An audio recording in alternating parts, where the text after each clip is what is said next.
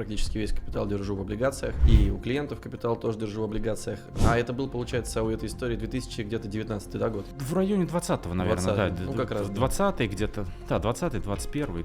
Какие тогда доходности были по облигациям? Ой, смешные. Я тогда брал страшную обувь России Эбис под 12-13%, и это были фантастические доходности.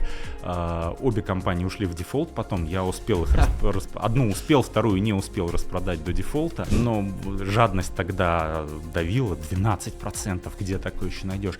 И когда я вижу, что сейчас люди смотрят, 15, 16, что это такое, зачем это покупать, я вспоминаю те времена, я понимаю, что доходности прекрасны сейчас, и мы живем просто в золотую эпоху облигаций, которая, увы, рано или поздно закончится. Подписывайся на мой телеграм-канал по ссылке в описании канала, там я ежедневно делюсь тем, что происходит на фондовом рынке и показываю, куда инвестирую сам.